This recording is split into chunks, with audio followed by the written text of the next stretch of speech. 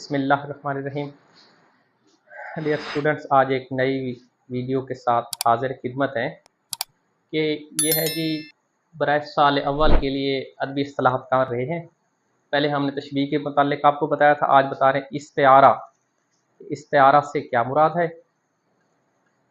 اس کے ارکان کتنے ہیں، اس کے بارے میں مکمل آپ کو تفصیل بتا رہا ہوں، کیونکہ یہ 5 نمبر کے multiple choice objective type question انہی میں سے آتا ہے، جس میں تشبیہ ہوگی، استعارہ ہو گیا، تلمیحی، انہی میں سے 5 نمبر کا کویسچن آتا ہے ملٹیپل چوائس کی صورت میں۔ استعارہ دیکھیں، استعارہ عربی زبان کا لفظ ہے، تشبیہ بھی عربی زبان کا لفظ تھا، استعارہ بھی عربی زبان کا لفظ ارہ سے نکلا گیا، ارہ۔ استعارہ عربی زبان کا لفظ ارہ سے مشتق ہے، جس کا مطلب ہے ادھار لینا، عارضی طور پر مانگنا، مستعار لینا وغیرہ۔ تشبیہ کا معنی تھا ایک چیز کو دوسری چیز کے مشبہ قرار دینا۔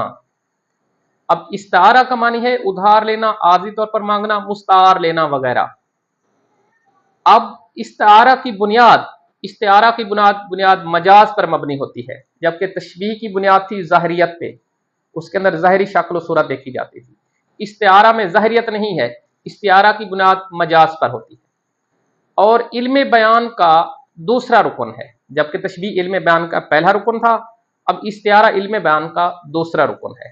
اب اس کی تعریف دیکھتے ہیں۔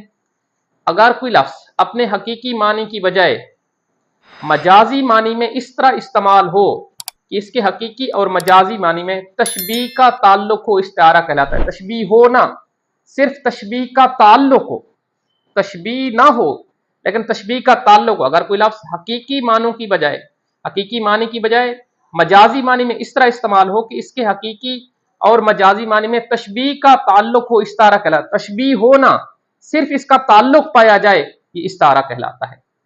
اب دیکھیں، مثال کے طور پر باپ نے کہا میرا بیٹا شیر کی مانند ہے۔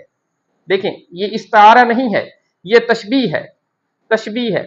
اب استعارہ میں کیا ہوتا ہے؟ استعارہ میں کسی کو ہو بہو قرار دینا، میرا بیٹا چاند کی طرح ہے، یہ تشبیہ ہے۔ ٹھیک ہے، یہ کی مانند آ گیا ہے، یہ حروف تشبیہ ہے۔ میرا بیٹا چاند کی طرح ہے، یہ استعارہ نہیں ہے بلکہ یہ تشبیہ ہے۔ اب استعارہ میں کسی کو ہو بہو قرار دینا ضروری ہوتا ہے۔ مثال کے طور پر میرا چاند آیا، دیکھیں ہو بہو ہے، میرا چاند آیا، اس کے اندر بیٹے کا ذکر بھی نہیں ہے، اس میں چاند آیا۔ اب یہاں پہ اس کی تعریف کی تھوڑی سی آپ وضاحت سن لیں۔ اگر کوئی لفظ حقیقی معنوں کی بجائے مجازی معنی میں اس طرح استعمال ہو، دیکھیں حقیقی معنوں میں مثال کے طور پر جی چاند ہے، چاند حقیقی معنوں میں تو آسمان پر رہتا ہے، اور چاند کا کام کیا ہے؟ راتوں کو منور کرنا۔ چاند کا کام یہ ہے منور کرنا، حقیقی معنوں میں ہے بھی آسمان پر، اور اس کا کام ہے روشن کرنا۔ لیکن مجازی معنی میں کسی شخص کے لیے استعمال کیا جاتا ہے، میرا چاند آیا۔ اب مجازی معنوں میں استعمال کرنے کی وجوہات کیا تھی؟ کیونکہ چاند خوبصورتی کے لیے استعمال کیا جاتا ہے، چاند کو خوبصورتی کے لیے استعمال کیا جاتا ہے۔ ہاں، کسی شخص کی اگر خوبصورتی کو اجاگر کرنا ہو تو اس کے لیے چاند کا لفظ مستعار لیا جاتا ہے۔ حقیقی معنوں میں چاند آسمان پر موجود ہوتا ہے، غیر منور کو منور کرنا چاند کا کام ہے، لیکن مجازی معنوں میں اس کا کام یہ ہے کسی کی خوبصورتی کو اجاگر کرنا۔ ایک اور مثال دیکھ لیجئے گا، کہتے ہیں جی میرا شیر آیا یا شیر آ گیا۔ شیر نہیں آیا ہوتا، شیر حقیقی معنوں میں ایک جنگل کا جانور ہے، جنگل کا بادشاہ ہے، جس کی ہیبت پورے جنگل میں مشہور و معروف ہے حقیقی معنوں میں۔ اب مجازی معنوں میں کیسا ہے؟ کسی شخص کی بہادری کو اجاگر کرنے کے لیے یہ کہا جاتا ہے میرا شیر آیا، یہ ہے مجازی معنوں۔ حقیقی معنوں میں شیر جنگل کا درندہ ہے، جنگل میں رہتا ہے، لیکن جب مجازی معنوں میں کسی چیز کی بہادری کو اجاگر کرنا ہو، اس کے لیے یہ لفظ مستعار لیا جاتا ہے، میرا شیر آیا۔ استعارہ میں کسی کو ہو بہو قرار دینا ضروری ہوتا ہے، جبکہ تشبیہ میں شبہ ہوتا ہے، شک ہوتا ہے مشترک خصوصیات کی بنیاد پر۔ آگے ہے جی استعارہ کے ارکان۔ استعارہ کے 3 ارکان ہیں۔ ایک ہے مستعار لہو، جس شخص یا چیز کے لیے لفظ ادھار لیا جائے مستعار لہو کہلاتا ہے، عربی زبان کا لفظ ہے۔ لہو جس کے لیے ہوتا ہے، لہو جس کے لیے، جس شخص یا چیز کے لیے लफ्ज उधार लिया जाए मुस्तार लहू कहलाता है। अब इसकी मिसाल देखें, मेरे शेर ने मैदान मार लिया। मैंने कहा है कि इस्तारा में मुस्तार लहू का जिक्र कहीं नहीं होता, इस्तारा में सिर्फ मुस्तार मिन्हु का जिक्र मौजूद होता है। इस्तारा में ना तो मुस्तार लहू का जिक्र होता है ना वजह जामे का, इस्तारा में सिर्फ मुस्तार मिन्हु का जिक्र होता है। देखिए, मेरे शेर ने मैदान मार लिया, मुस्तार लहू का कोई जिक्र नहीं है। ये कैसे मालूम होता है? ये करीने से मालूम होता है। यानी कि यहां से मेरे शेर ने मैदान मार लिया, इससे मुराद यह है कि ये मेरा बेटा, इसमें बेटा है, बेटा ये है जी मुस्तार लहू। मुस्तार मिन हो, ये भी अरबी जबान का लफ्ज है, जिससे कोई लफ्ज उधार लिया जाए, वहां था जिसके लिए, जिससे कोई लफ्ज उधार लिया जाए मुस्तार मिन्हु कहलाता है। इस्तारा में सिर्फ मुस्तार मिन्हु का जिक्र होता है, लहू का भी नहीं होता, वजह जामे के। अब किससे उधार लिया गया है? मेरे शेर ने लिया है, शेर से लिया गया। यह है जी शेर, इसमें मैं लिख देता हूं शेर, शेर से यह लफ्ज उधार लिया गया है। अब इसकी वजह जामे क्या थी? वजह जामे ये थी, वजह जामे इसकी है बहादुरी। मुस्तार और मुस्तार मिन्हु में पाई जाने वाली जो मुश्तरक खूबी है वजह जामे कहलाती है। जो दोनों के अंदर मुश्तरक खूबी थी, कौन सी मुश्तरक खूबी थी? बेटे के अंदर भी शेर जैसी खूबी थी, बेटे के अंदर भी तशबीह का ताल्लुक है, तशबीह है नहीं।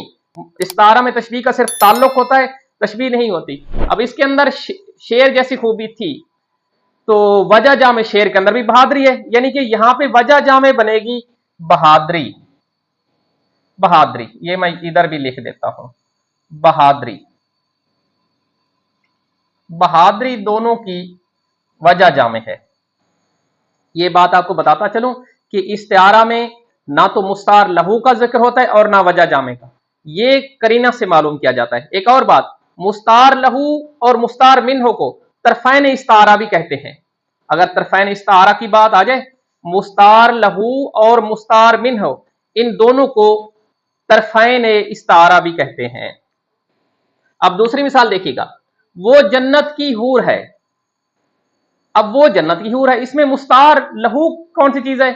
इसका जिक्र नहीं है, इसका जिक्र नहीं है। अब वो जन्नत की हूर है, अब वहां यहां से मुराद यह है जी लड़की, लड़की। अब मुस्तार लहू किससे उधार लिया गया? हूर से। वजह जामे क्या थी? हूर से मुस्तार लेने की वजह क्या थी? वजह तो दो वजूहात हो सकती हैं, या तो एक है उसकी खूबसूरती भी हो सकती है और पाक दामनी भी हो सकती है। पाक दामनी भी हो सकती है, खूबसूरती, ये दोनों वजह जामे हो सकती है। ठीक है, वो जन्नत की हूर है। अब यहां पे वो मुस्तार लहू, इसके अंदर कौन सी चीज है? लड़की है। मुस्तार मिन्हु किससे उधार लिए जा रही है? हूर से ली गई है। अब वजह जामे क्या थी? खूबसूरती थी या पाक दामनी थी? अब एक और शेरी मिसाल देखिएगा, किस शेर की आमद है कि रन कांप रहा है? रन मैदान जंग को कहते हैं। किस शेर की आमद है कि रन कांप रहा है? रन एक तरफ, चरख कुहन भी कांप रहा है, सिर्फ मैदान जंग भी नहीं कांप रहा, कहता है कि इसकी दहशत से आसमान भी लरज रहा है। इस शेर की आमद है कि रन कांप रहा है, रन एक तरफ, चरखे कुहन कांप रहा। इसमें मुस्तार लहू कौन सा होगा? मुस्तार लहू होगा बहादुर शख्स। ये बहादुर शख्स के लिए इस्तेमाल किया जाता है। बहादुर शख्स का जिक्र नहीं है, मैं फिर कह रहा हूं, ये करीने से मालूम किया जाता है। अब मुस्तार मिन्हु कौन सी चीज है? इसके अंदर शेर है। मुस्तार मिन्हु फिर भी लिख देते हैं हम शेर। अब वजह जामे क्या थी? इसकी भी वजह जामे बहादुरी थी, इसकी भी वजह जामे बहादुरी थी। एक मरतबा फिर मैं ये दोहरा देता हूं, ये पेपर में किस तरह का क्वेश्चन आता है। पेपर में इस तरह के ऑब्जेक्टिव आती है कि जी इस्तिआरा कौन सी जुबान का लफ्ज है? आपने लिखना है अरबी जुबान का लफ्ज है। इस्तिआरा अरबी जुबान का लफ्ज है और इल्मे बयां का कौन सा रुकन है? इल्मे बयां का दूसरा रुकन है। इस्तिआरा के अरकान कितने हैं? इस्तिआरा के 3 अरकान हैं, मुस्तार लहू, मुस्तार मिन्हु और वजह जामे। इस्तिआरा के मानी क्या है? उधार लेना। इस्तिआरा का मानी था उधार लेना, उधार लेना, ठीक है, या आर्जी तौर पर मांगना, ये इस्तिआरा का मानी था। अच्छा, उसके बाद ये कहा जाएगा कि इस्तिआरा में किस चीज का जिक्र मौजूद होता है? इस्तिआरा में सिर्फ मुस्तार मिन्हु का जिक्र मौजूद होता है, मुस्तार लहू का जिक्र भी मौजूद नहीं होता, वजह जामे का जिक्र भी मौजूद नहीं होता। मुस्तार लहू और वजह जामे का जिक्र कहां से मालूम किया जाता है? ये करीने से मालूम किया जाता है, ये हमें खुद पता चल जाता है कि इसका जिक्र कहां मौजूद है। और बात कि तरफैन इस्तारा किसको कहते हैं? मैंने कहा है तरफैन इस्तारा कहते हैं इन दोनों को। तरफैन इस्तारा यहां पे हम लिख देते हैं तरफैन इस्तारा, यानी कि मुस्तार लहू और मुस्तार मिन्हु इन दोनों को तरफैन इस्तारा भी कहते हैं। डियर स्टूडेंट्स, ये मुख्तसर सी वीडियो थी, उम्मीद है कि आपको ये हमारी काविश पसंद आएगी। इसके साथ अल्लाह हाफिज।